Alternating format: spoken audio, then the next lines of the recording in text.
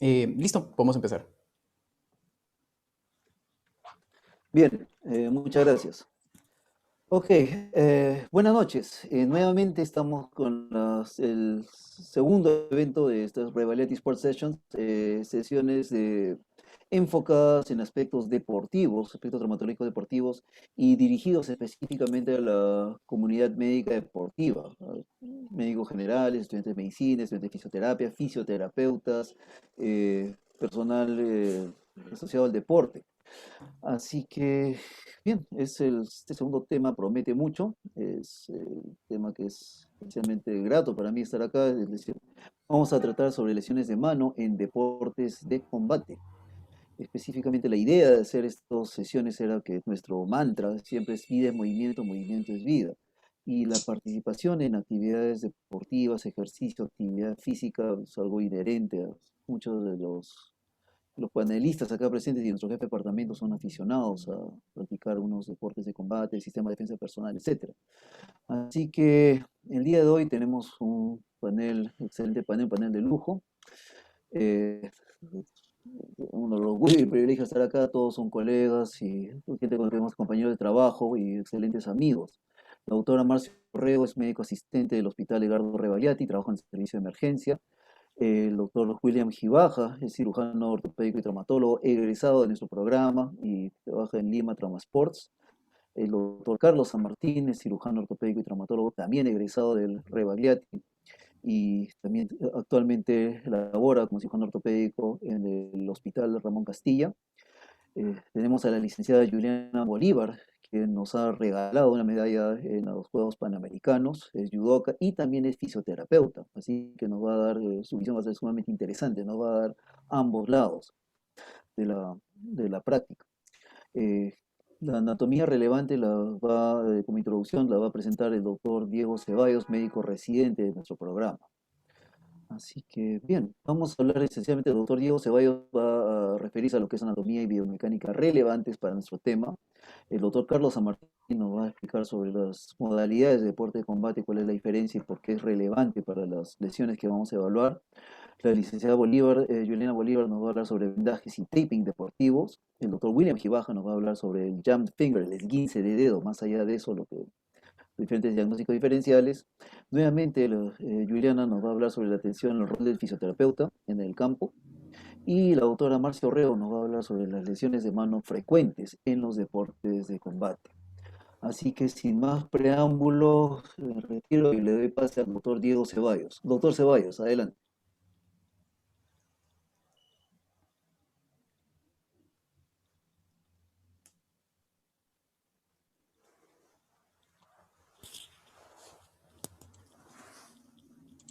Se ve bien la imagen, doctor? Se ve bien, perfecto. Ya. Entonces comenzaremos la exposición. Muy buenas noches ante todos. Agradezco mucho la invitación. El día de hoy el tema que nos reúne son lesiones deportivas en mano. El tema que tengo que explicar es anatomía y biomecánica de la mano, los temas esenciales justamente en esas patologías. Mi nombre es Diego Ceballos Riveros, médico residente segundo año del Hospital Rebagliati. En cuanto a los objetivos de la exposición es, primero, conocer la anatomía aplicada de la mano y revisar biomecánica relevante.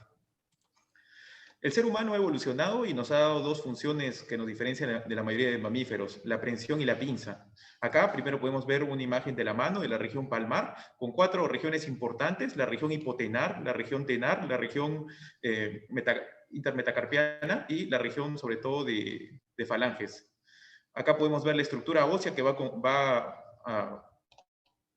tiene la mano. Primero tenemos todo lo que son los huesos del carpo, los metacarpianos y las falanges. Son 8 huesos metacarpianos, son 8 huesos del carpo, 5 metacarpianos. Del segundo dedo al quinto dedo tenemos 3 falanges, falange distal, media y proximal. Y a nivel del primer dedo solamente tenemos falange proximal y falange distal. Es importante esta imagen porque se dividen en 3 pilares importantes y lo que trato de decir es que las cargas axiales que se pueden dar a través de los dedos van a transmitir las fuerzas y esto me puede producir fractura tanto en las falanges como a nivel de los dedos o a nivel de los huesos del carpo.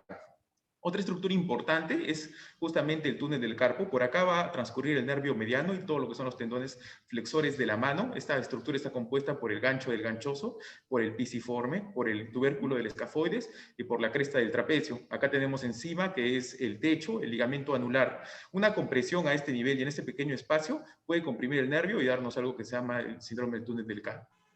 Ahora, otras estructuras importantes es justamente acá podemos ver las diferentes articulaciones y también los ligamentos que la van a corresponder. Primero tenemos las articulaciones interfalángicas, que son articulaciones trocleares. Solo me van a permitir un movimiento, sobre todo en el plano sagital, que es justamente la flexoextensión. Si yo tengo una lesión o una fuerza cizallante o vertical, me puede producir un esguince, ¿no? Acá los principales estabilizadores son los ligamentos colaterales. Otra articulación importante es la articulación metacarpofalángica, que es una articulación de tipo condilia y me permite dos movimientos importantes. En el plano coronal me va a permitir la aducción y abducción de los dedos, o también se le dice, si tomamos solamente por dedo, la desviación digital radial o cubital, y en el plano sagital me va a producir la flexoextensión. Otra articulación importante es la carpometacarpiana, que no tiene mucho movimiento, son artrodias, pero tiene mayor movimiento a nivel justamente de la cuarta y la quinta. Y esto es importante porque cuando nosotros realizamos puño, podemos ver que los dedos cuarto y quinto, en general, todos van a dirigirse hacia lo que es el escafoides. Y básicamente por diferentes mecanismos que vamos a explicar, estos se dirigen a ese nivel. Acá podemos ver el movimiento que me da las articulaciones metacarpofalángicas de desviación cubital y radial y la desviación tanto en el plano sagital de la flexoextensión. Y acá, bueno, tenemos uno de los principales privilegios de los seres humanos, que es poder realizar la pinza, ¿no? Y la oposición que puede realizar el pulgar. Otra estructura importante es ver justamente acá el túnel del carpo, esta estructura que podemos ver acá por donde pasa el nervio mediano y los diferentes tendones flexores de la mano, donde se puede hacer la compresión. Tiene también dos pequeños orificios, uno para el flexor radial del carpo y otro que también es conocido como el canal de Guyon, por donde va a pasar la arteria y el nervio cubital, que también pueden ser comprimidos.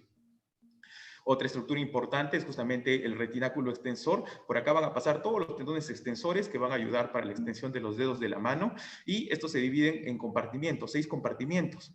El principal que vamos a ver acá es el primero, por donde pasa el extensor corto y el abductor largo del pulgar. Y este es importante porque acá me puede dar justamente lo que es la tendinitis de Quervain, otra lesión deportiva que es frecuente en profesionales del deporte. Estructuras importantísimas justamente son cómo puede el ser humano flexionar los dedos de la mano. Y lo que tenemos acá justamente es la vaina de la fascia del palmar, que es una estructura importante porque nosotros acá tenemos los tendones y no tuviéramos esa estructura, estos podrían irse hacia los lados, ¿no? Produciendo también patologías. Estas se van a encargar justamente de que esto no suceda. Y tienen como diferentes zonas, unas más delgadas y unas más gruesas, que también le dan justamente reforzamiento a ese nivel. A diferencia de eso, tenemos también todo el mecanismo extensor. Acá podemos ver el tendón extensor del dedo de la mano, que es importante. Nace el tendón extensor y tiene apoyo a través de los interóseos, tanto en el lado lateral como en el lado medial. Y aparte, solamente en el lado lateral tiene otro músculo que es el músculo lumbrical. Esto me va a ayudar a hacer la extensión de la mano. Este tendón se va a extender. Primero nace como una unidad única, que luego tiene los reforzamientos dichos, se va a separar en 3 cintillas. La cintilla principal o media se va a insertar en la falange media y las cintillas laterales hasta la falange distal. Y gracias a eso vamos a poder realizar la extensión.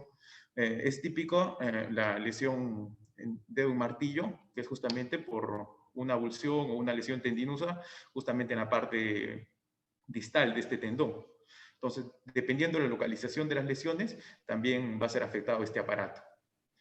Acá en la imagen de abajo podemos ver los diferentes músculos interóseos que se encargan de la abducción de los dedos de la mano. En general tenemos 7 interóseos, 4 dorsales. Estos dorsales se encargan de la abducción, de separar los dedos de la mano. Y también tenemos 3 interóseos volares que se van a encargar de la aducción, como podemos ver en la imagen, ¿no? Que van a juntar justamente los dedos.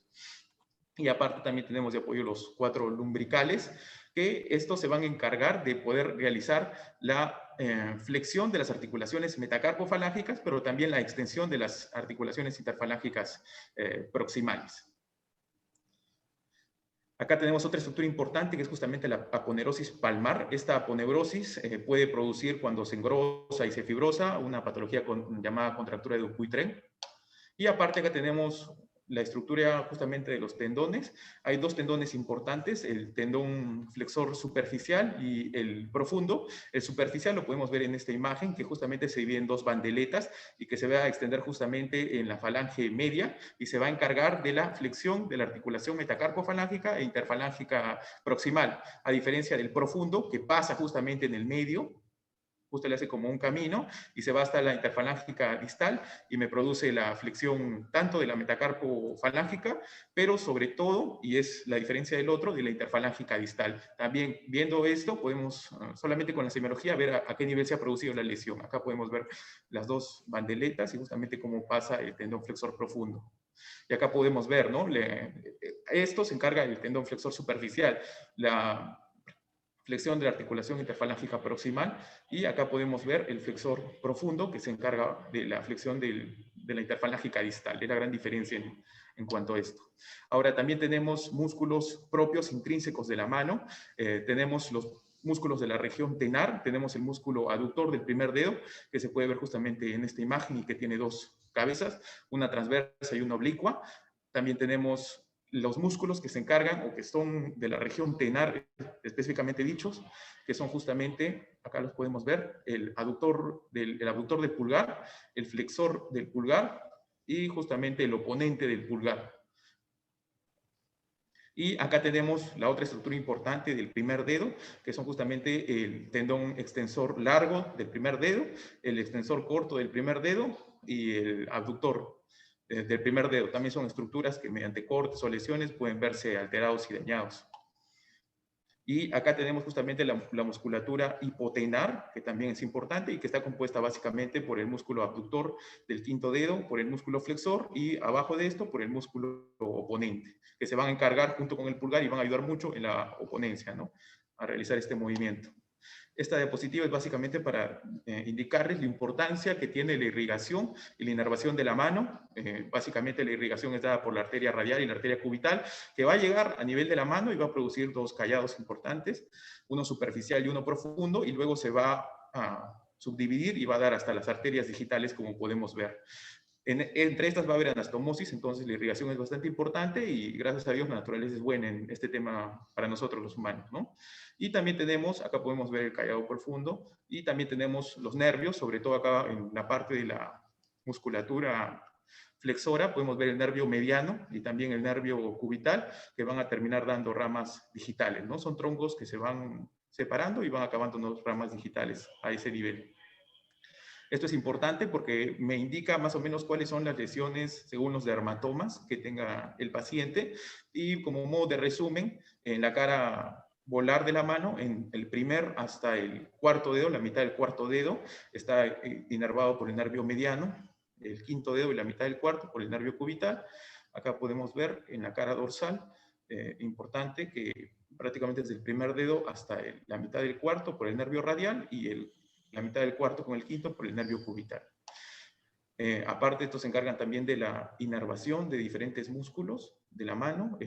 Básicamente el mediano se encarga de todo lo que es la parte flexora de los dedos de la mano, el nervio radial de todo lo que es la parte extensora de los dedos de la mano, y el nervio cubital que se encarga de tanto lo que es la abducción como la aducción de los dedos de la mano. Esta es una exposición básica y relevante de la biomecánica de la mano y de la muñeca, para continuar con el tema. Eso sería todo, gracias. Muchas gracias, doctor Ceballos. Sí, definitivamente son pocas las regiones anatómicas donde en un volumen tan pequeño las relaciones anatómicas son bastante complejas. Y bien, el tema que nos atañe ahora es lesiones de mano en deportes de combate. Pero para entender los deportes de combate, el doctor Carlos San Martín quien ha practicado varios diferentes tipos, nos va a dar un resumen de los diferentes modalidades del deporte de combate. Doctor San Martín, adelante, lo escuchamos. Estoy poniendo compartir pantalla. No sé si la ven todos. ¿Pueden ver la diapositiva? Se ve todo bien. Sí, se ve claro. Ya, perfecto. Bueno, lo primero agradecer la oportunidad para hablar de un tema que me es tan apasionante.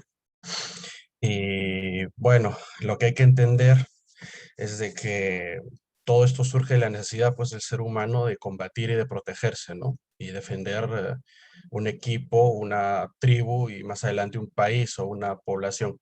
Soy el doctor Carlos San Martín, cirujano traumatólogo, asistente del Hospital Ramón Castilla. He practicado judo, bueno, no llegué al cinturón negro y también he practicado sambo. Y bueno, soy aficionado a todos los deportes de contacto en general.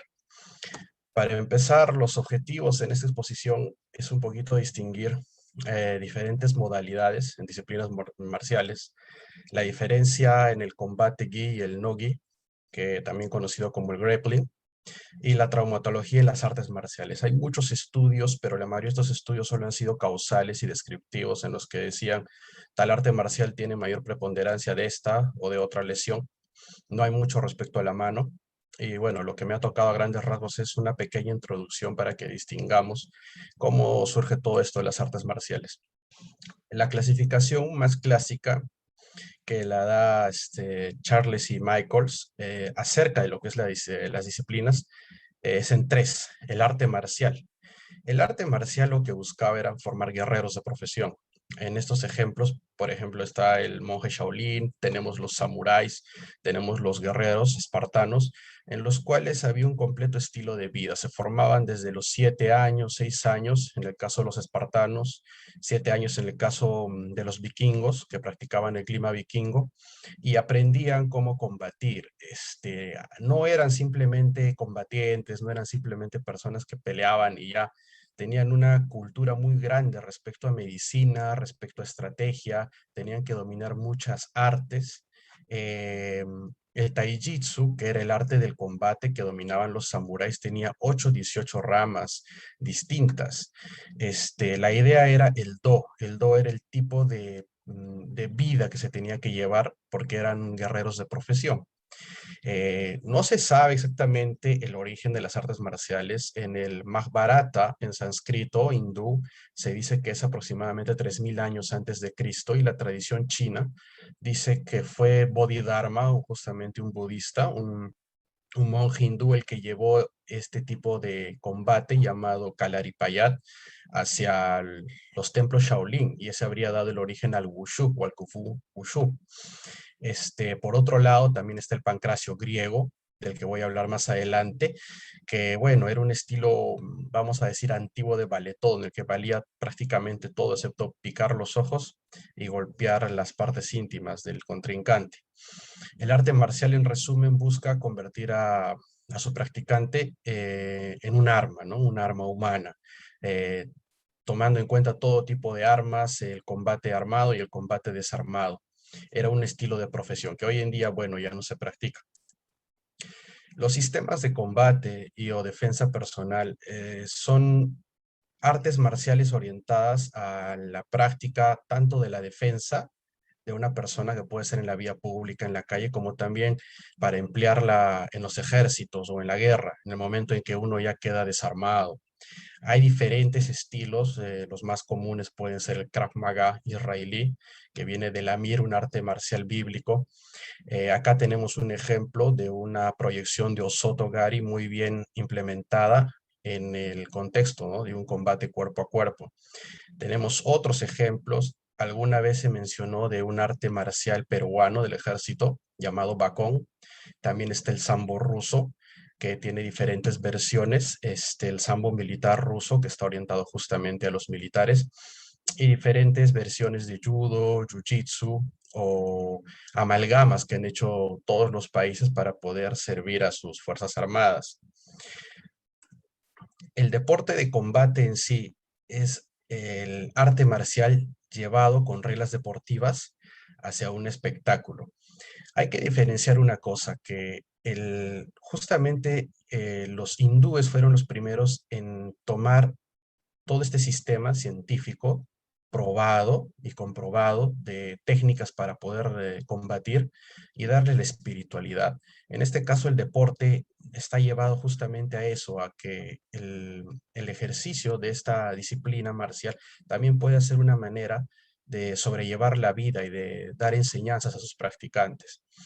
Tenemos múltiples ejemplos en los cuales están muchos deportes olímpicos, la lucha olímpica, el judo, una de mis artes marciales favoritas, con ejemplos ilustres como el presidente de Rusia, Vladimir Putin, que es practicante cinturón negro segundo dan de judo.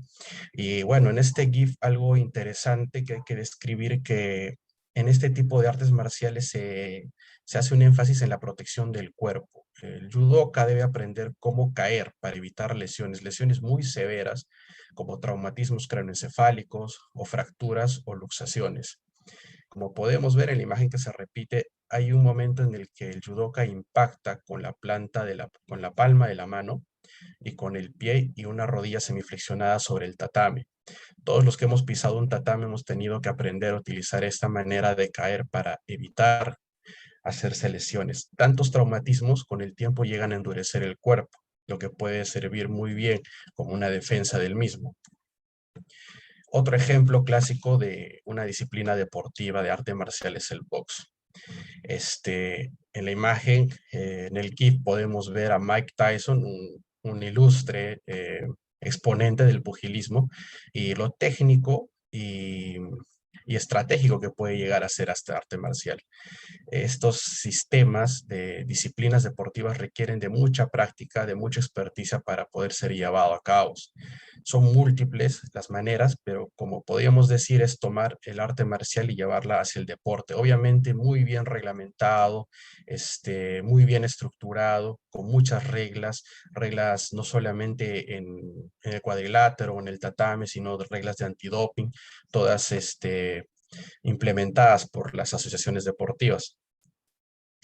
Ahora, yendo a lo que es el combate gi. El combate gi es lo que utiliza el gi o el uniforme. En el caso de los judokas, el judogi, muy similar al que se utiliza en el jiu-jitsu.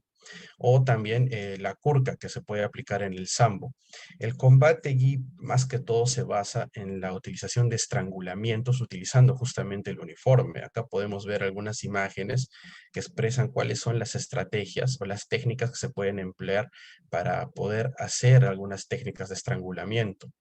Es muy común en la imagen de la derecha tener ese tipo de lesiones. Los que hemos practicado jiu-jitsu o judo hemos tenido esguinces de dedos, hemos tenido lesiones de la placa unguial de los dedos, o diferentes fracturas incluso o deformidades debido a la práctica de este estilo, de este tipo de combate. Es algo que, bueno, con el tiempo uno se va acostumbrando y va asumiendo como que es una parte natural de la práctica o bueno, del hobby o de la pasión que uno ha llegado a tener. El combate no-gi es el famoso grappling, hoy en día ya muy afamado por las artes marciales mixtas, en las cuales ya tenemos que variar mucho el tipo de agarre. El agarre en cuchara va a reemplazar a la pinza que se hace con el dedo pulgar y el índice para poder sostener el judogi o el gi del contrincante. Y bueno, en este caso vamos a utilizar más que todo los codos y el resto del cuerpo para simular la proyección que estamos empleando. Ya no vamos a atañirnos a la ropa del contrincante para hacer algún tipo de proyección o algún tipo de palanca o estrangulamiento, sino vamos a utilizar las muñecas, los antebrazos y los codos. La técnica básicamente sigue siendo la misma, pero el combate es mucho más extenuante y mucho más difícil. Hace que sea mucho más dinámico, es mucho más rápido, pero también es más difícil de dominar. Y bueno, ha sido una de las mayores implementaciones que se ha hecho en las artes marciales mixtas, de la que vamos a hablar en un minuto. Respecto a los guantes, es importante que tenemos que hablar sobre los guantes y la repercusión, ya que estamos hablando de traumatología de mano, de boca a las artes marciales. Los guantes de box son los que van a tener menor incidencia de lesiones contra las manos, tienen diferentes pesos, son los que tienen mayor peso de todos los tipos de guantes para prácticas de este estilo, siendo de 12 a 20 onzas los de pugilato, los de combate, los de striking, y vamos a tener también los guantes de práctica que van a pesar aproximadamente 11 o 12 onzas. Más abajo, los guantes rojos y también los guantes que tienen la imagen de calavera son guantes de MMA. Estos guantes son más que guantes, son mitones, ya que van a dejar a los dedos libres para poder hacer las diferentes técnicas de, de suelo que se van a emplear. El guante de la derecha, blanco, parecido a una venda, es un guante de kudo. El kudo es un arte marcial mixto, muy similar al sambo de origen japonés, que también tiene todo el estilo de querer mixturar muchos tipos de combate, llevando a un full contact pleno. Obviamente la protección es muy importante en este caso. Como podemos ver, acá es un combate de kudo en el cual no solamente se utilizan guantes, tenemos que usar espinilleras, tenemos que usar protecciones para la zona de la ingle, cascos especiales para evitar las lesiones en todo el macizo facial y la nariz. ¿Por qué? Porque este tipo de deportes ya tienen un full contact muy extremo, o sea, el estilo, el espíritu del tipo de pelea acá es el combate pleno. Acá no se han eliminado o no se han quitado las partes antiguas que tenían el estilo de pelea. En este caso, el kudo está basado en el samai japonés. Es un arte marcial muy antiguo del cual habrían venido la mayoría de artes marciales más antiguas. Y bueno, es un estilo híbrido en el cual se trata de recuperar culturalmente lo que ya se estaba perdiendo. Y bueno, tomando en cuenta todo esto y tomando en cuenta las diferentes artes marciales, los diferentes enfoques que se han querido dar, un tiempo después, el 12 de noviembre del 93, en Denver, Colorado, empezaron las artes marciales mixtas. La más conocida de las franquicias es la UFC. Tenemos otras más antiguas, por ejemplo, Pancrase, que es japonés, o Shotogun, que es japonés, en el cual ya se había tratado de dar una especie de reglamento y de orientación hacia la mezcla de todas estas artes marciales. Las primeras ediciones eran muy violentas, eran muy gráficas, y poco a poco, para poder llevarlo a ser más comercial, se fueron aumentando muchas reglas. Hay quienes dicen que hoy en día ya son bastante aburridas. Otro ejemplo de este tipo de arte marcial mixto, justamente en la esquina superior derecha, tenemos los contrincantes de sambo, y a la de abajo los contrincantes de kudo. Este, las conclusiones van a ser que las disciplinas de combate siempre van a estar en constante evolución, porque son una parte de la supervivencia del hombre en sí. La diferencia entre sobrevivir y la diferencia entre sobrevivir utilizando un arte marcial es que, como decía un profesor mío, no es lo mismo un Australopithecus golpeando a otro con un fémur en la cabeza que un sistema de técnicas ya implementadas, ya comprobadas y ya practicadas para poder defenderse o combatir contra otros, contra la competencia que teníamos en el medio.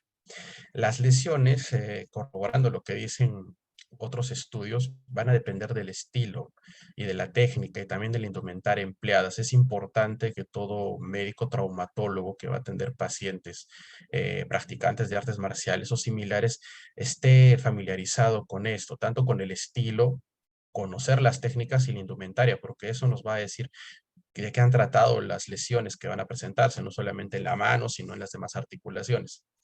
Bueno, y el conocimiento de estas variables va a ser vital para el diagnóstico. Bueno, eso es todo lo que tenía para explicar. Espero haber echado luces sobre el tema, y estoy llano a todas las interrogantes que se hagan. Muchísimas gracias, doctor San Martín. Está sumamente interesante. Aparte de las modalidades, nos da una interesante revisión histórica. Bien, ya el doctor San Martín nos ha mencionado las diferentes modalidades. El doctor Ceballos nos ha hablado sobre anatomía relevante. Y actualmente la licenciada Juliana, la fisioterapeuta, y Juliana Bolívar nos va a mostrar algunas de las técnicas de vendajes para prevenir justamente estas lesiones. Licenciada Bolívar, Juliana, adelante, por favor. Nos comparte su video Muy y nos buenas noches comenta a sus técnicas todos. favoritas. Sí, ya voy a compartir. Espera, voy aquí a colocar el Muchas gracias. compartir pantalla. Un momentico.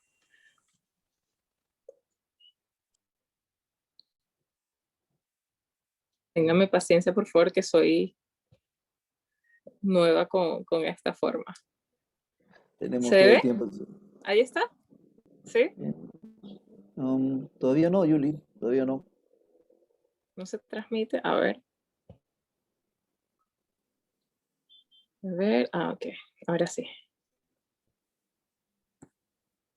Comenzar transmisión, listo. Y va a comenzar a transmitir. Perfecto. Ok, muy buenas noches a todos. Mi nombre es Juliana Bolívar, soy fisioterapeuta y también atleta activa de la Federación Deportiva Peruana de Judo. Muy agradecida y muy, de verdad, entusiasmada por todo, por la invitación, y me emocionó muchísimo escuchar al doctor hablando también de mi deporte. Hoy quiero compartirles un poco de mi conocimiento respecto a mi trabajo como fisioterapeuta y también como atleta, que pues ahora que estoy desarrollando otra vez el deporte, pues me ha tocado continuar. Voy a hablarles sobre el vendaje deportivo. Es importante saber qué es un vendaje. Un vendaje es la forma de envolver anatómicamente una estructura o un segmento corporal de manera que se pueda limitar un movimiento que genera dolor. ¿Okay? Existen dos grandes objetivos en los que nos basamos para hacer un vendaje. El primero es el objetivo terapéutico, que es principalmente cuidar o favorecer la cicatrización del tejido. También, por supuesto, aliviar el dolor y también favorecer la circulación del mismo. El objetivo preventivo es más, sobre todo, evitar las recidivas de la lesión, también evitar o prevenir los movimientos que puedan ser peligrosos y que puedan ser lesivos. Y también queremos con los vendajes preventivos limitar estos movimientos o esta inestabilidad que queda residual luego de una lesión. Existen distintos tipos de vendaje. Hay vendajes rígidos. Este tipo de vendaje más que todo son los tapes, que no tienen ningún tipo de extensión o de extensibilidad. Semirrígidos como el Tensoplast y también como el Dynamic Tape, que se utiliza mucho en el área deportiva, y flexibles como lo es el vendaje, el Kinesio Tape, o las vendas con las que envolvemos al momento de hacer algún traslado para luego que se sufra una lesión en el campo. Ok, voy a enseñarles aquí, una aplicación de vendaje en la articulación interfalángica luego de que se sufre un esguince. Esta lesión es muy común en el judo, por lo tanto la mayoría de los atletas pues sabemos hacerla, ¿sí? Esto es para esguince de articulación interfalángica. Empezamos con un anclaje o con una base que se hace sin nada de tensión. Luego de esto vamos a tener unas tiras activas con las que vamos a formar X. Estas tiras activas o estas X lo que van a hacer es intentar de alguna forma fortalecer o va a intentar imitar la función de los ligamentos colaterales, ¿ok? Para que la lesión que existe pues no se pueda empeorar, y intentar que la práctica deportiva sea de la manera más factible posible. Ciertamente nunca va a ser igual, pero con este tipo de vendajes limitamos el movimiento y sobre todo se disminuye el dolor. Las X laterales son muy importantes porque van a hacer la función del ligamento, y también hay que tener en cuenta que no se puede poner sobre la parte flexible donde se realiza el movimiento de flexoextensión de la articulación. Vamos con otro. Un momento, por favor.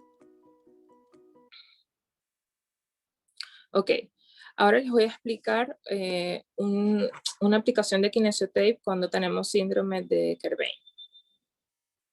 A ver. Muy bien. Principalmente debemos saber que este tipo de vendaje viene con una tensión predeterminada. Cuando vamos a colocar el primer anclaje o la base, debemos quitarle toda la tensión, y por eso quitamos el papel, porque ya con ese papel tiene una tensión. Entonces luego el resto del vendaje lo vamos a aplicar con una tensión del 15 al 25% justo en el recorrido del músculo, de los músculos extensores del dedo pulgar. Esto con la intención de que se pueda disminuir la inflamación del mismo. Este tipo de vendaje lo que nos va a hacer es disminuir la tensión que pueda tener los tendones, y lo vamos a combinar con una técnica correctiva que podemos observar de esta manera.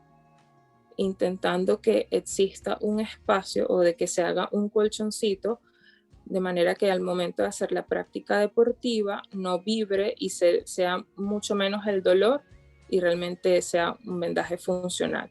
La otra forma que tenemos de aplicar un vendaje cuando existe este tipo de patologías es con una tira en Y.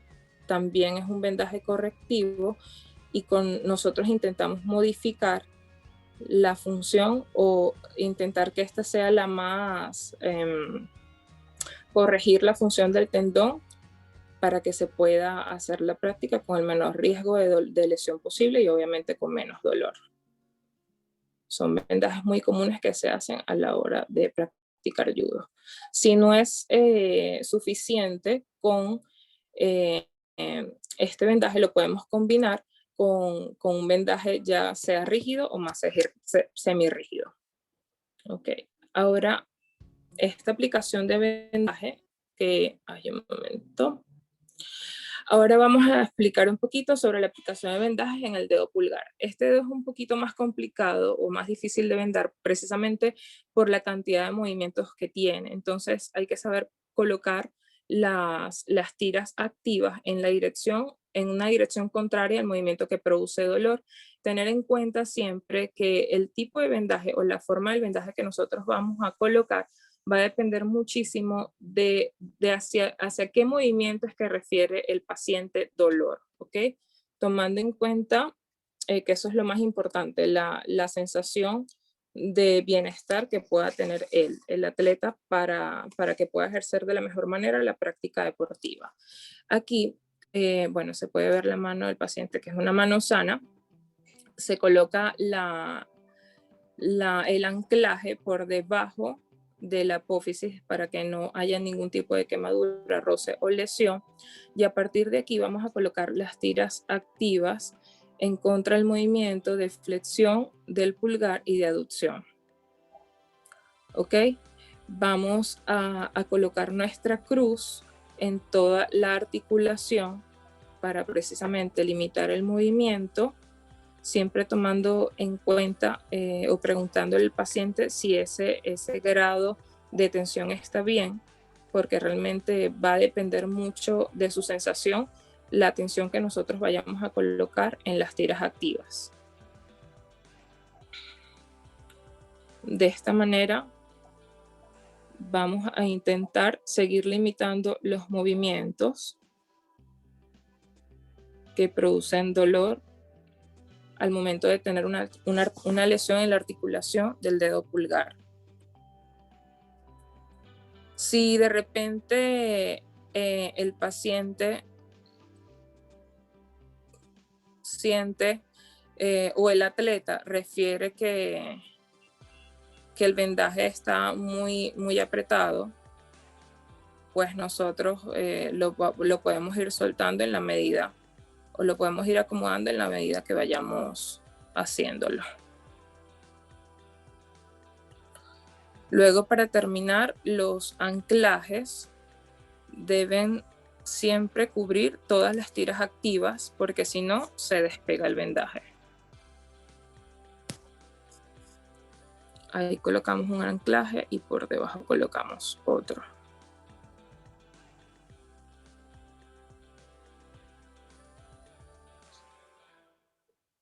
Ok, esta es la forma en la que nosotros aplicamos este tipo de vendajes en estas patologías en específico. Un momento, por favor. Esta es la forma en la que nosotros aplicamos vendaje en estas patologías en específico. Perfecto. Okay. Esta es la forma... Esta es la forma en la que nosotros aplicamos estos vendajes en estas patologías en específico. Hay que tener mucho en cuenta que los vendajes funcionales van a depender de la anatomía, de la estructura que queremos limitar y siempre procurar que sea aplicado de la forma indicada para generar bienestar en el atleta y que éste pueda continuar la práctica deportiva aún con la lesión que presente.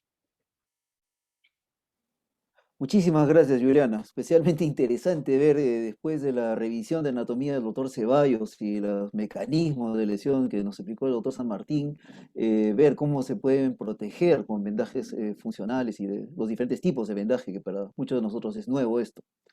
Eh, Habló la fisioterapeuta Juliana sobre la importancia de los esguinces de dedo, que es un campo nuevo, un campo a veces inexplorado. Así que precisamente el doctor Will Gibaja nos va a hablar sobre patología interfalángica proximal, que no solamente no solo se refiere a los esguinces de dedo. Doctor Gibaja, adelante, lo escuchamos. Muy bien, listo, tenemos pantalla, correcto. Entonces, ante esta, es una excelente introducción la que hemos tenido con la exposición del doctor Ceballos, del doctor San Martín y Juliana, que nos informa sobre lesiones de la articulación interfalángica proximal. En este momento y durante los próximos 7-10 minutos hablaremos sobre el esguince. Nuestra primera experiencia con el mundo deportivo se dio el 2019, cual fue una grata experiencia de participar en este evento. Entonces, en esta charla hablaremos sobre generalidades de estas lesiones, evaluaremos la relación con la actividad deportiva, particularmente en deportes de combate, hablaremos un poco de los mecanismos de trauma y toda la forma de presentación, es decir, qué puede haber más allá de todo un esguince, qué se puede hacer en el momento del accidente y qué se debería hacer después. Normalmente después de una lesión interfalángica tenemos estas apariencias en el dedo, es decir, hay edema, cambios equimóticos, pero puede ser mucho más interesante lo que está ocurriendo en este contexto. Entonces, como introducción, sabemos que las lesiones de mano y muñeca pueden ser hasta el 9% de las lesiones deportivas, particularmente deporte de colisión, y entre ellos casi el 50% involucra los dedos. Ya sabemos que los dedos y los deportes son de alta demanda funcional, entonces estos pacientes no solo tienen un dedo lesionado, sino que sus expectativas de retorno al deporte son muy altas y la intención de poder hacer un tratamiento adecuado es poder establecer estas metas con estos pacientes que tienen por decir, una demanda diferente al de la población habitual. En cuanto a la articulación interfalángica proximal, algunos puntos, algunas generalidades, ya el doctor Ceballos ha hablado un poco al respecto. La articulación, como todas, tiene un cartílago articular, el que permite que se dé el movimiento entre las dos estructuras óseas. Curiosamente, la articulación interfalángica proximal tiene rangos de flexo-extensión, no tiene otros movimientos, es decir, no hay rotación, no hay traslaciones, y eso le da una peculiaridad porque necesita darle también hasta un 80% del agarre al dedo. Los ligamentos colaterales le permiten esta estabilidad en el plano coronal. Entonces, cuando estas en algún momento se pierden, puede ocurrir un desbalance y una desviación en eje coronal. Y en la parte anterior tenemos la placa volar, que es una estructura mucho más gruesa que va a evitar la hiperextensión de la articulación. Cuando esa se pierde, se da este desbalance y puede ocurrir una lesión asociada. Entonces, ¿por qué la interfalángica proximal podría ser se afecta más que la interfalángica distal? Vemos que la distancia o el brazo de palanca desde el pliegue interfalángico distal es mucho más breve, por lo que una fuerza en este sentido se compensa por la longitud del dedo. Y además que el metacarpiano también da como más elasticidad. Pero si ese brazo de palanca le incrementamos hacia la articulación interfalángica proximal, es muy propensa a que se lesione porque no está preparada para estas fuerzas y, como vemos, tiene bastantes restrictores en su movilidad. Muchas veces esta articulación es infravalorada. La gran parte de los esguinces no son realmente unos esguinces y de eso se trata esta conversación. Puede haber complicaciones, los dedos tienden a rigidez, artrosis, inestabilidad, dolor crónico. Y eso también porque los dedos tienen la peculiaridad que, a diferencia de otras estructuras en el cuerpo, no tienen músculos. Entonces, al no haber una estructura muscular que permita hacer un bombeo continuo, el drenaje linfático suele ser un poco más difícil, le toma más tiempo y esta inflamación genera mayores rigideces. Entonces, prevenir una secuela es más fácil y más efectivo que el tratamiento de una secuela, y ese sería el primer mensaje para llevar a casa. ¿Qué tipos de lesiones entonces van a esconderse detrás de un esguince? Pues más, digamos, la fractura, que se puede evidenciar con una radiografía, las luxaciones, la combinación entre ellas, que es la luxación y la fractura, lesión ligamentaria, particularmente cuando vemos que ya incluso hay luxaciones complicadas donde las reducciones son más difíciles, lesiones tendinosas, que puede ser sobre todo en temas más secuelares. ¿Y eso a qué se debe? Porque la articulación, además, su congruencia puede hacer que se interpongan estos tejidos y eso complicar más aún una luxación. Incluso cuando ocurre una fractura, el fragmento es tan pequeño, pero aún así un fragmento pequeño puede llevarse gran parte del ligamento colateral, ocasionando una complicación mayor. Bueno, si bien este no es un deporte de combate, pero me da interés cómo se ve en este video. Vemos el jugador de la camiseta 21 donde tiene una agresión directa en la mano. El dolor es inmediato y lo que sucede después, vemos que hay un dolor evidente que se ve en eventos deportivos y luego vemos cómo el entrenador está intentando hacer una reducción en el momento. Probablemente estos ya tienen el entrenamiento para atender estas lesiones inmediatamente en esos equipos, sobre todo de alta competencia.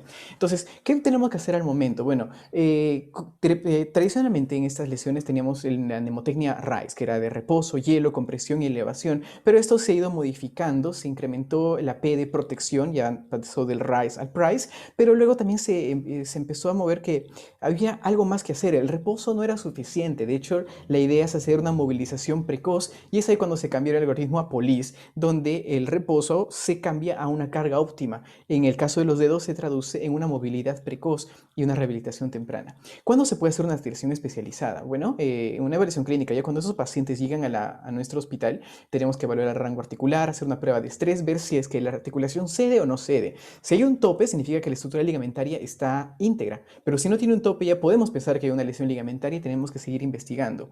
La radiografía es fundamental, pero actualmente la ecografía ya tiene mayor interés, e incluso ya es una frase que me gustó el otro día, la ecografía se está volviendo como el estetoscopio de los traumatólogos, es decir, en el futuro va a ser una herramienta que todos vamos a tener que utilizar y dominar para poder evaluar estas lesiones in situ.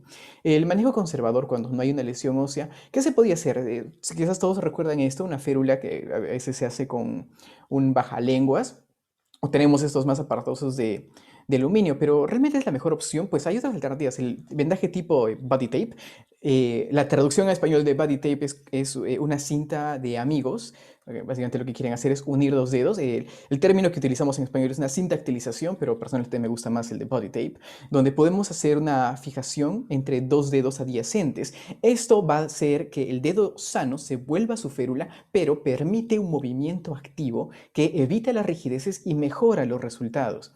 Ese es un estudio interesante que me pareció encontrar, donde se compara la férula y la sindicalización. Si bien en una población pediátrica, tiene una cosa interesante, es un nivel de evidencia 1, algo muy raro en estudios en traumatología. En este caso hicieron comparación tanto de casos de luxaciones y de fracturas en población pediátrica, casi un grupo de 50-50 entre férulas y vendajes, y las ventajas eran bastante claras en relación al vendaje, al body taping. Más cómodo al inicio, la aplicación es más rápida, los costos mucho menores, y el resultado a largo plazo entre férulas y el body taping pues era muy similar, por lo que quizás se puede considerar una opción del body taping. En cuanto al manejo, además de tratar esa lesión, tenemos que ir con el manejo del dolor y el edema, no extrapolarlo más allá de una semana. Muchas veces incluso se puede hacer algún tipo de inmovilización inicial. Creo que ya nos han explicado en la anterior charla sobre los vendajes intradeportivos, pero la intención es luego mejorar el rango funcional después de la 1 a la 4ª semana y fortalecerlo después del primer mes. Ningún dedo debería permanecer inmovilizado más allá de un mes, eso es algo muy importante de considerar. ¿Y qué lesiones combinadas podemos tener? Fracturas articulares a veces pueden ser muy sutiles que no se identifican tan fácilmente, la luxación como la que se muestra en esa imagen y las luxofracturas que pueden ser ya complicaciones más grandes, y ver una luxofractura no se podría sin una radiografía. Este es un caso particular, un varón de 23 años con accidente deportivo, viene con edema, deformidad evidente, se hace un bloqueo con anestesia, se intenta hacer una reducción. Habitualmente la reducción tratamos de flexionar la metacarbofalángica para intentar relajar la estructura articular siguiente y hacer una reducción. Pero la radiografía postoperatoria nos muestra que hay una incongruencia, no estamos muy convencidos de este resultado e incluso podemos observar como que hubiera un fragmentito óseo quizás correspondiente a una avulsión ligamentaria, y la lateral evidentemente muestra que es una luxación que no se ha reducido. Luxaciones que no se reducen ya pasan a ser una emergencia y algunas veces incluso nos vemos obligados a hacer una reducción abierta en sala de operaciones, hacer una fijación provisional, siempre recordando nuestros principios de que tenga una angulación adecuada, no dejarlo digamos, a 0 grados, y después de que la cicatrización haya pasado por su etapa inicial, podemos retirar el material. Afortunadamente esas cirugías las podemos hacer con bloqueos locales, lo cual nos permite evaluar intraoperatoriamente que el resultado ha sido favorable. Ese es un estudio interesante sobre lesiones en judo, donde habla sobre cuáles son las lesiones asociadas más frecuentes y qué se hace para prevenirlas. En este caso se identificaron 13 publicaciones, trataron de encontrar casos que tengan grupos grandes, no solamente reportes de casos, donde las lesiones de rodilla, hombro y mano eran las predominantes, pero las de mano se llevan de encuentro, no solo por el mecanismo de trauma, sino por el agarre que generan, todo el grappling effect que tienen estos deportes. Entonces, se recalca mucho que el entrenamiento es importante, tanto del entrenador, los equipos y la educación, es decir, que tanto el deportista pueda saber cómo proteger los elementos, porque como vemos en esos deportes, los traumatismos pueden ser de muy alta energía, entonces tienen que aprender también cómo caer, y esa es toda una técnica y una curva muy interesante de aprendizaje, y tenemos estas judo hands que pueden verse con estas lesiones tan repetitivas y crónicas, pero finalmente funcionales para lograr el objetivo deportivo que plantean. Cuando esas no se tratan y tienen ya lesiones crónicas, a nivel de articulación, si el tendón extensor se rompe en su bandeleta central, las bandeletas laterales van a migrar hacia la parte volar, generando esa deformidad en boutonniere, que evidentemente va a tener que necesitar un tratamiento realmente más difícil posteriormente. Y el cuello de cisne se puede dar cuando o bien hay un dedo de martillo crónico, cuando se tiene lesión de la placa volar o algún tema de un desgarro a nivel muscular más proximal probablemente. En temas de prevención, en Estados Unidos, según este documento del Clinics Sports Medicine, describen que se gastan entre $25,000 a $40,000 al año en vendajes, férulas, braces, todo para disminuir fuerzas compresivas, pero se tiene que hacer, y eso recalcan, más énfasis también en el entrenamiento y en los programas educacionales, y de hecho creo que es una de las razones por las que estamos todos reunidos aquí. Entonces, para concluir, diremos que los deportes de contacto y de combate tienen un alto índice de lesiones en dedos. Entonces, no es solamente un esguince, esto puede llevar a muchas otras lesiones asociadas. Recordemos que el body tape es una buena alternativa, es barata, efectiva. Recordemos que una luxación va a ser una emergencia y tiene que ser resuelta. Es una de las pocas emergencias reales que tenemos en traumatología. El vendaje preventivo es un buen soporte, eso ya nos han dado una excelente charla anterior. Y la rehabilitación temprana, creo que eso es lo que debemos lograr, un movimiento tan precoz como sea posible, que es el bienestar principal. Muchas gracias. Muchas gracias, doctor Gibaja. Increíble cómo una área tan pequeña como es la articulación interfalángica proximal puede ser asiento de tal diversidad de lesiones. Bien, ahora Yelena Bolívar nuevamente nos va a hablar sobre el rol del fisioterapeuta en la atención en campo. Así que eso va a ser Sí, interesante ver cuál es, qué lo puede ser. Adelante, Yelena, por favor, te escuchamos. voy a compartir pantalla nuevamente. Adelante.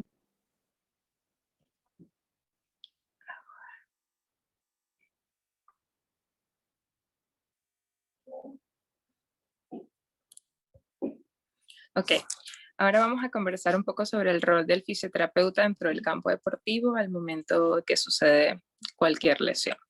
Es importante saber que en el deporte de alto rendimiento nosotros, los fisioterapeutas que trabajamos en el campo, nos exige de cualquier manera pues desarrollar estrategias que nos permitan recuperar y rehabilitar al paciente sin que esto intervenga o de alguna manera vaya a dañar su esquema de entrenamiento deportivo, ¿ok? Nuestra principal función es que la práctica deportiva se mantenga con el menor riesgo posible que nosotros podamos, al que nosotros podamos estar expuestos. Nuestro objetivo principal es cuidar y mantener la salud de nuestro deportista en las mejores condiciones, o en las mejores condiciones. Y para esto debemos saber que la prevención de lesiones, el entrenamiento funcional y la recuperación o la rehabilitación siempre va a ser enfocada en el ejercicio físico. Nosotros formamos parte de un grupo interdisciplinario que sabemos y tenemos siempre en cuenta que el atleta no es un individuo, sino es que es multifacético. Por lo tanto, siempre la alimentación, el descanso, la recuperación y la rehabilitación van a ir de la mano. A ver, aquí. Ok. Mantener la salud del deportista en su más alto nivel es lo que más procuramos como equipo deportivo en el caso de fisioterapia. Para esto, la prevención de lesiones, el entrenamiento funcional y la recuperación funcional es indispensable. Siempre nuestro trabajo va a ir de la mano con el entrenador deportivo. El entrenamiento funcional o el entrenamiento de este deportista, dentro del entrenamiento de este deportista, intentamos realizar los programas de rehabilitación para que pueda ser mucho más rápida la recuperación. Nosotros como fisio sabemos que la relación del proceso de desarrollo físico va siempre a depender de la nutrición y la recuperación y el entrenamiento. Y trabajamos en equipo para garantizar el adecuado estado físico del atleta y así alcanzar su máximo potencial. Siempre como fisioterapeutas pues evitamos que el atleta entre en un estado de reposo total, porque sabemos que esto de alguna manera va a retrasar el proceso de curación de los tejidos. Precisamente esto es lo que diferencia el trabajo con personas convencionales del trabajo con deportistas. El estado físico del deportista es justo lo que nos permite acelerar el proceso de recuperación del mismo, y por eso es algo que nosotros evitamos de alguna forma parar del todo. Es importante también saber que esta condición física de los atletas de alto rendimiento es lo que permite que nosotros podamos avanzar en su tratamiento o en los programas de rehabilitación que podamos realizar, y de esta forma pues que tenga una recuperación óptima.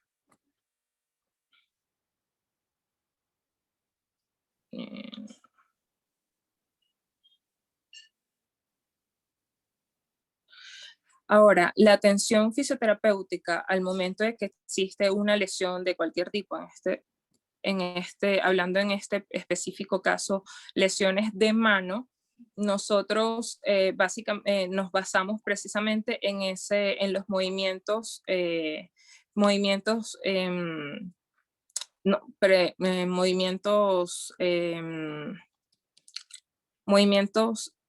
ay, lo acaba de decir el doctor, movimientos,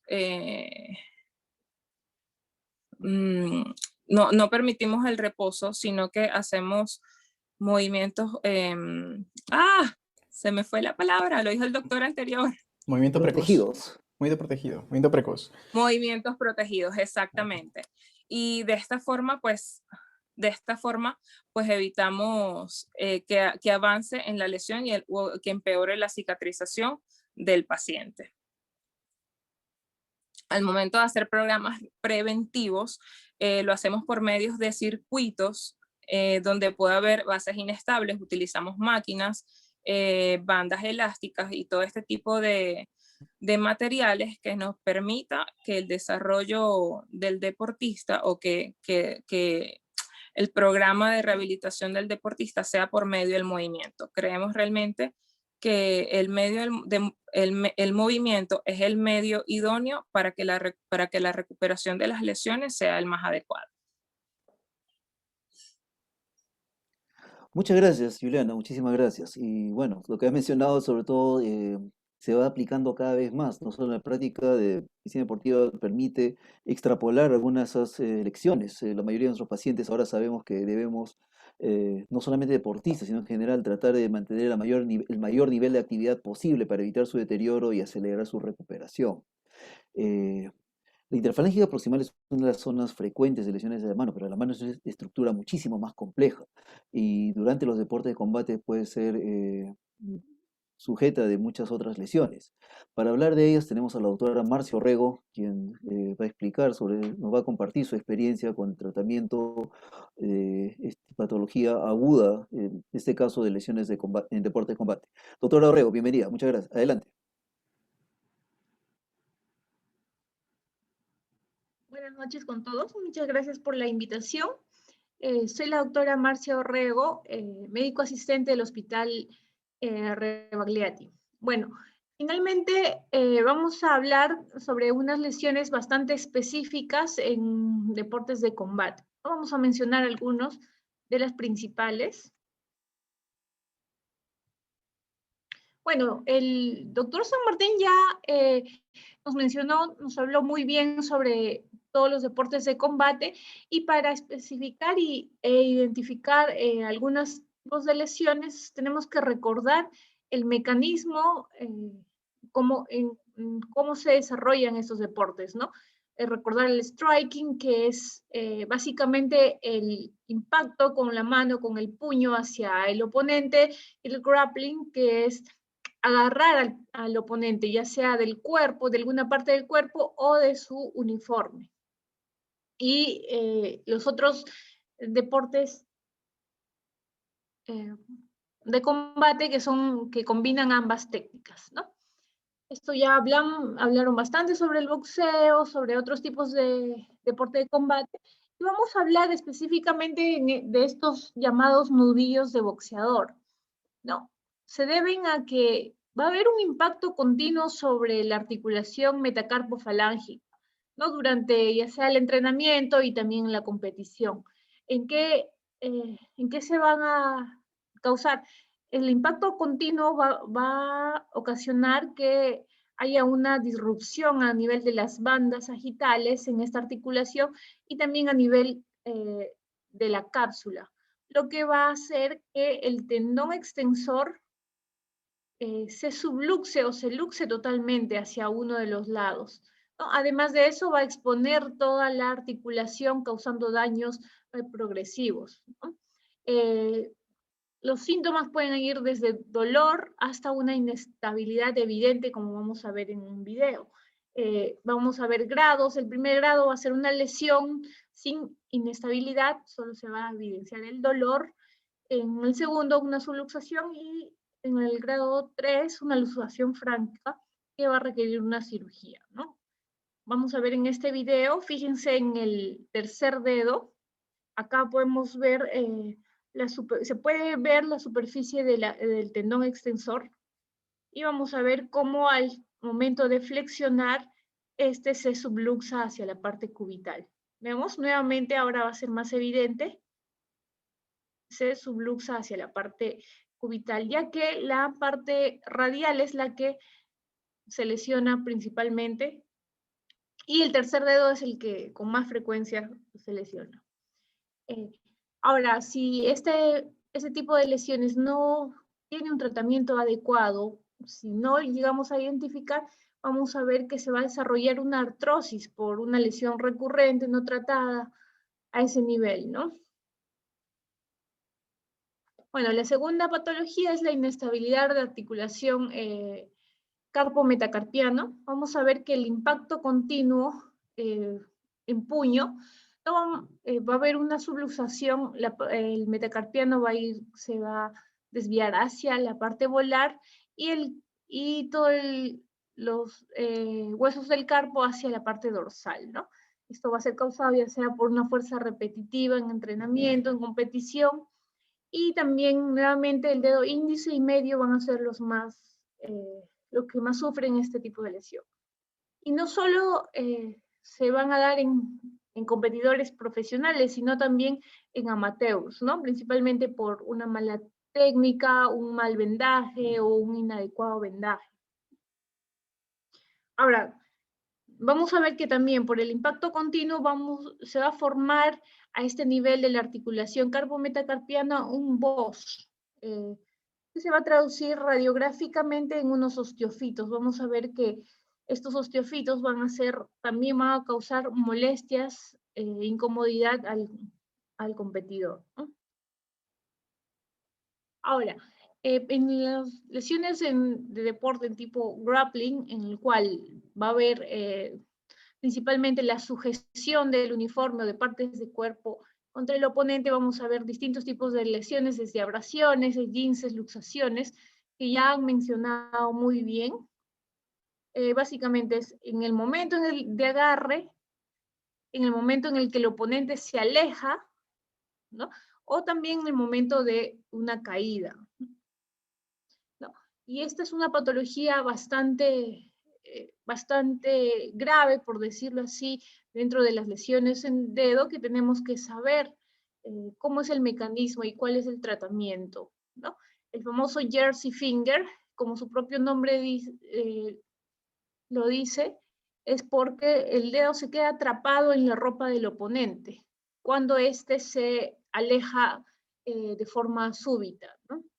El dedo anular generalmente es el más el más afectado, ya debido a una inserción más débil del flexor profundo. ¿En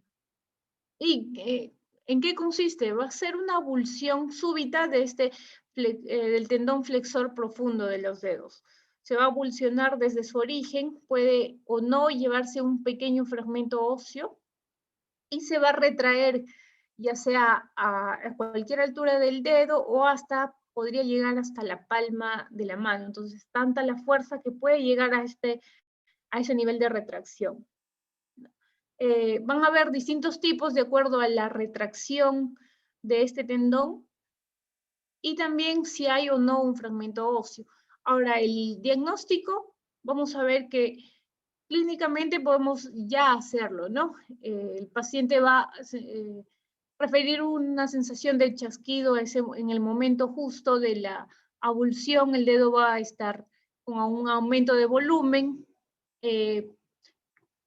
Vamos a ver que el tendón flexor profundo, la función es, como mencionaron al inicio, flexionar la interfalángica distal. Entonces, al pedirle al paciente que flexione esta, no va a poder. Va a haber impotencia funcional total, se va a ver en esta posición el dedo, puede flexionar la proximal, pero no más la distal, ¿no? Y va a haber dolor en la región volar. Vamos a palpar incluso la masa del tendón abulsionado. Las radiografías no nos van a mostrar nada menos que haya una abulsión y lo recomendable en estos casos es solicitar una ecografía en la que sí se puede ya hallar el tendón y la retracción del mismo, o también una resonancia, ¿no? Como en esta imagen que podemos ver toda la retracción del tendón profundo. El tratamiento definitivamente es quirúrgico y es necesario un diagnóstico precoz o al menos una sospecha para derivarlo al especialista y que tenga un tratamiento adecuado y oportuno. Finalmente vamos a ver las conclusiones. Tenemos que saber que estas lesiones varían de acuerdo al tipo de deporte, ya sea por impacto, por golpe directo con el puño o la mano, o por agarre hacia el oponente, ¿no? Como mencionaron, un adecuado vendaje y una buena técnica de combates, no solo para el desempeño deportivo, sino también para prevenir las lesiones. Y frente a una lesión en la mano tenemos que contextualizar, correlacionar el mecanismo en el cual ocurrió el accidente, el cuadro clínico que presenta y ver el tipo de lesión que podría ser, ¿no? La radiografía sí se toma y se recomienda de forma sistemática para todo este tipo de lesiones, pero no tenemos que limitarnos a ver solo fracturas. Ya hemos visto que hay lesiones mucho más graves que las que no se pueden ver en alguna radiografía. Muchas gracias. Muchas gracias, doctor Orrego. Bien, ha sido bastante interesante e ilustrativo. Hemos revisado varios tipos de patología. Así que no sé si hay alguna pregunta del auditorio. Mientras tanto, hay una pregunta que me parece interesante. Esas condiciones de la artrosis carpometacarpiana, en la cual no es una patología aguda, simplemente con el tiempo, muchos boxeadores, sobre todo los que hacen impacto mucho tiempo con el saco, a veces, ¿hasta qué punto el doctor Orrego cree que se deba a una falta de un vendaje protectivo? Y ¿qué le puede aconsejar mientras tanto para que puedan practicar? ¿Los infiltra algunas veces? ¿O le recomienda cirugía en qué momento? No es un tema tan conocido. Bueno, en ese tipo de deportes de combate diríamos que es inevitable este tipo de lesiones, ¿no? Como mencionó el doctor William Gibaja, hay ciertos patrones de lesiones que son ya inherentes a la práctica, ¿no? Incluso se han visto en pacientes masters, pacientes olímpicos, deportistas, en los cuales sí es inevitable estas lesiones. ¿En qué momento ya se decide un tratamiento más invasivo? Cuando ya vemos pinzamiento y que esta lesión ya limita la actividad o limita el entrenamiento del paciente, ¿no? En ese caso se podría hacer una infiltración a nivel articular y posteriormente, bueno, la cirugía sí no indicaría en este tipo de pacientes, ¿no? Al menos en la impacción en la impacción carbometacarpiana. Ujú, No, no, interesante, no. ¿eh? Ujú. Muchas gracias, doctor Orrego. Y ya que estamos hablando de infiltraciones, doctor Gibaja, ¿hay algunas veces se descarta que haya tenido alguna lesión ósea, incluso con la resonancia, pero persiste un edema de la interfalángica distal después de una aparente lesión ligamentaria parcial? La resonancia puede mostrar lesión parcial de placa volar.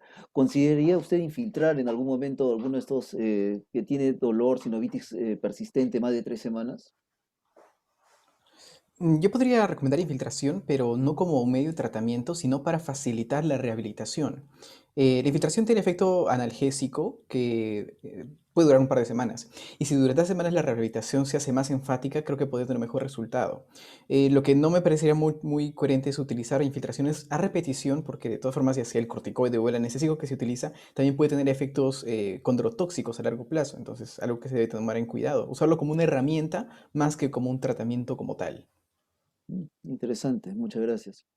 Eh, Licenciada Juliana, una pregunta que tenemos, siempre a veces los atletas vemos que se lesionan en plena competencia, es bastante aparatoso. Sé que cada deporte tiene sus regulaciones, pero ¿de qué recursos se dispone, digamos, que en pleno competencia, en pleno combate, se puede aplicar algún vendaje funcional y de cuántos minutos se dispone? Sé que diferentes deportes tienen diferentes reglas, pero al menos en judo, que no es donde tiene máxima experiencia usted, ¿de qué tiempo dispone para tomar alguna decisión si puede continuar o no la competencia? Pues en el caso del judo, si el atleta sufre una lesión durante la competición deportiva, depende de él si continúa o no.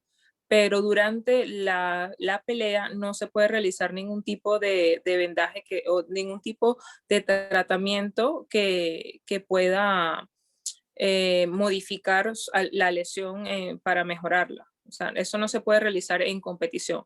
Ya luego que pasa el combate, ya se tiene, el tiempo que se tiene es entre ese combate y el siguiente para aplicar el vendaje de las distintas técnicas de manera que él pueda continuar, ¿no? Generalmente el vendaje que se aplica, depende mucho de la lesión, pero el vendaje que generalmente se aplica es rígido y la lesión que más sucede precisamente son las luxaciones interfalángicas. Entonces, en ese caso, pues se reduce la luxación, se aplica hielo hasta que venga el siguiente combate y el vendaje rígido es necesario para que pueda continuar. Interesante, en pleno combate tomar esas decisiones es un momento crítico, requiere mucha estamina. Doctor Orrego, respecto a esas lesiones en cuanto a las subluxaciones del tendón extensor, eh, básicamente una vez que las detecta en el momento agudo, nos mencionó que las inmovilizaba con la metacarpofalángica en extensión por cuántas semanas y básicamente si está en pleno torneo, ¿qué le puede recomendar al atleta?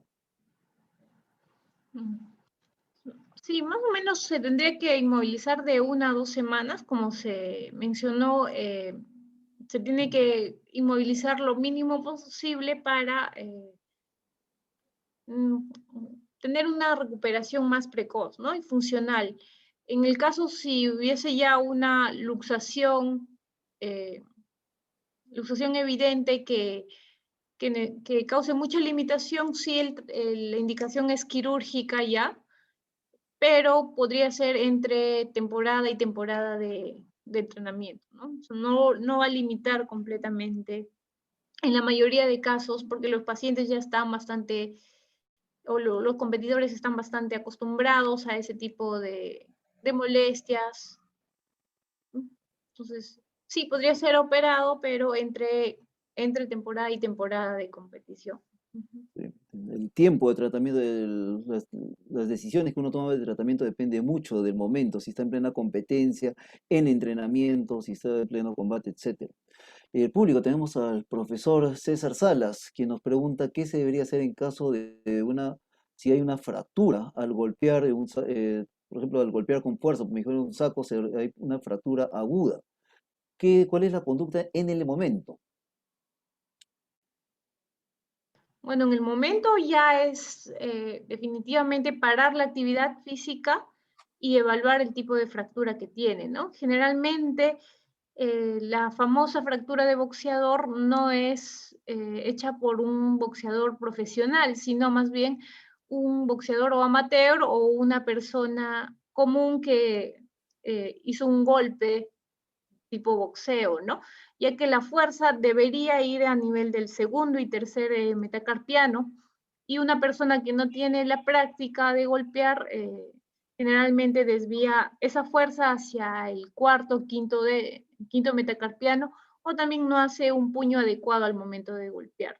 Pero definitivamente es parar la actividad física y evaluar el tipo de fractura, evaluar el desplazamiento que tiene, si es quirúrgico o es un tratamiento simplemente ortopédico. Ya. Antes, digamos, estamos, de casualidad uno está practicando en el gimnasio y uno la llama, no sé, uno de alguien que sospechan que está fracturado, empieza a tener un gran edema, dolor, equimosis, quizás hasta sienta cierto grado de crepitación, movimiento anómalo. ¿Cuál es la recomendación? ¿Qué le dice al atleta mientras lo están llevando al hospital?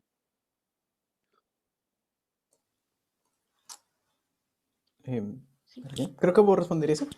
Sí. Sí, justo esa es la idea, la intención, en una parte de mi charla la mencionaba.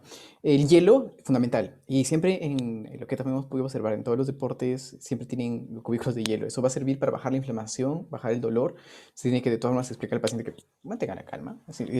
Suelen alarmarse bastante, es una situación de mucho estrés. Y lo primero que se puede hacer ahí es una protección. Este body taping, o sea, el vendaje con el dedo adyacente, proporciona una estabilidad muy grande. Eso puede aplicarse para toda la extensión de los dedos, o sea, desde la primera hasta la tercera falange, e incluso para lesiones de la cabeza de los metacarpianos. Entonces, creo que es una buena forma de estabilizarse cuando no se tienen, digamos, férulas más grandes. E incluso se ha demostrado que hasta eso podría ser el tratamiento definitivo. Entonces, ahí estaríamos aplicando nuestra hemotermia polis, ¿sí? Estaríamos ya dando una carga óptima, estaríamos dando el hielo, estaríamos elevando el miembro para que baje el edema, el hinchazón y el traslado correspondiente. Creo que eso es lo más importante en ese momento, antes de tener una radiografía o un diagnóstico claro. El manejo prehospitalario es algo que siempre, cuando estamos fuera de nuestro entorno hospitalario, un poco que esas decisiones es bueno saberlos, requiere cierto grado de experiencia, así que bueno, les agradezco de compartir esa experiencia con nosotros. Bien, son casi las 10 de la noche, el tiempo ha pasado volando, no veo más preguntas y se ha avanzado la hora. Quiero darles las gracias a todos. He tenido la suerte de haber trabajado y seguir trabajando con todos los panelistas, con todos los paneles invitados. No solamente he tenido el privilegio de trabajar con ellos, sino que los considero muy buenos amigos, les tengo muchísima estima. Así que gracias, gracias. Este ha sido un tema interesante, así que esperemos que podamos seguir compartiendo nuestras experiencias, estos eventos de la proyección de la experiencia ortopédica hacia el mundo deportivo. Cada vez nos parece más interesante. A nombre del Departamento de Ortopedia y Traumatología del Hospital Revaleti, quiero darle las gracias a todos los que nos han acompañado, nos han seguido, sea en el canal de YouTube y acá en el Zoom. Y bueno, nada más, les agradezco, sigan cuidándose y nos vemos hasta una próxima oportunidad. Muchísimas gracias a todos. Gracias. Gracias a todos. Hasta luego. Buenas noches. Buenas noches con todos. Muchas gracias a Buenas todos. noches Gracias. a todos. Muchas gracias. Buenas noches, muchas gracias.